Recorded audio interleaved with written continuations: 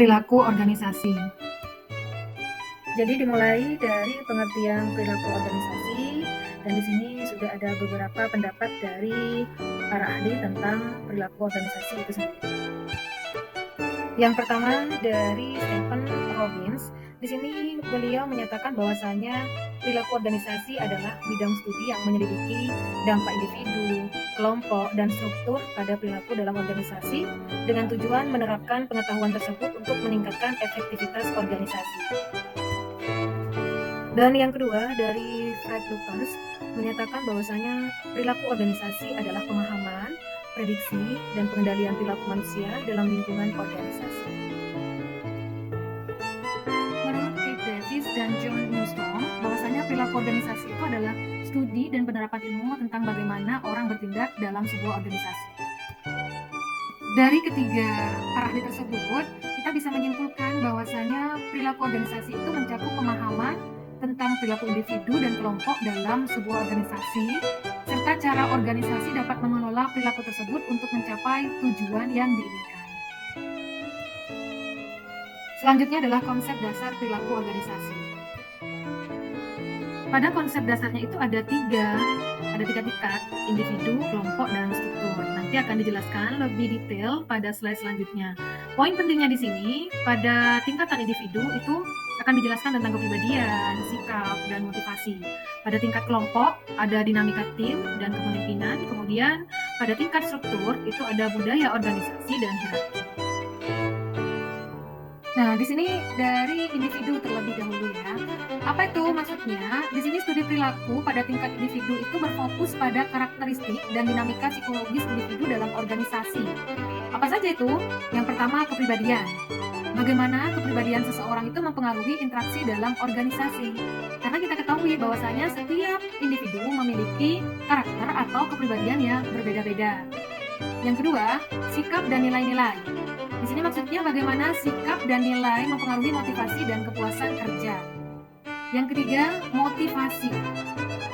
Bagaimana teori motivasi seperti Maslow Hierarchy of Needs and Herzberg Two Factor teori digunakan untuk meningkatkan produktivitas. Dan yang ketiga adalah persepsi.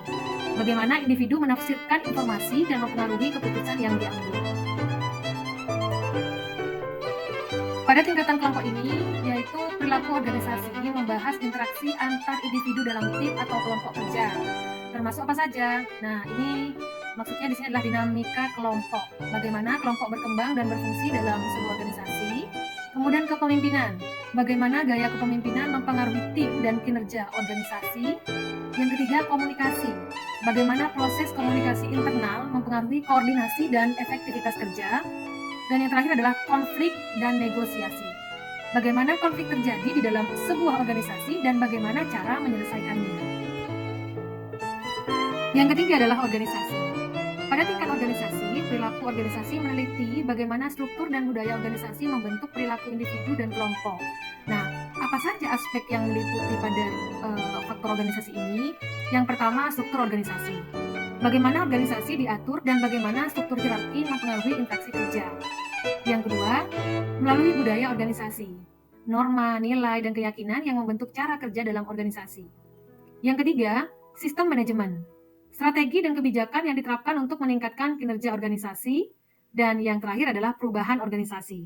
Bagaimana organisasi merespon perubahan lingkungan bisnis dan teknologi. Faktor-faktor yang mempengaruhi perilaku organisasi adalah sebagai berikut. Faktor individu yang mempengaruhi itu adalah kepribadian, motivasi, nilai dan sikap, serta keterampilan dan kompetensi. Sedangkan pada faktor kelompok, ada dinamika tim, ada komunikasi, kepemimpinan, dan konflik, serta negosiasi. Pada organisasi yang mempengaruhi itu adalah struktur organisasi, budaya organisasi, teknologi dan inovasi, serta sistem reward dan penghargaan. Pentingnya perilaku organisasi atau manfaat perilaku organisasi itu ada beberapa manfaatnya. Yang pertama, meningkatkan produktivitas dan efisiensi, memahami bagaimana memotivasi karyawan agar bekerja lebih efektif. Yang kedua, Meningkatkan kepuasan dan motivasi kerja, maksudnya adalah menciptakan lingkungan kerja yang lebih sehat dan harmonis.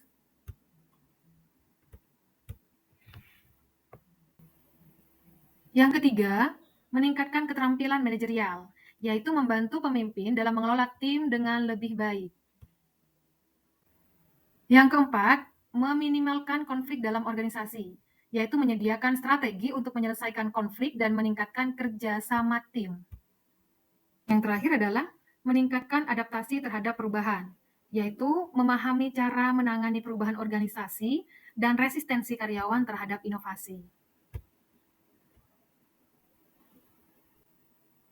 Dari pembahasan tersebut bisa kita simpulkan bahwa perilaku organisasi sangat penting dalam menciptakan lingkungan kerja yang efektif. Dan memahami faktor-faktor yang mempengaruhi perilaku dalam organisasi dapat membantu memperbaiki kinerja individu dan tim, serta meningkatkan keberhasilan organisasi secara keseluruhan.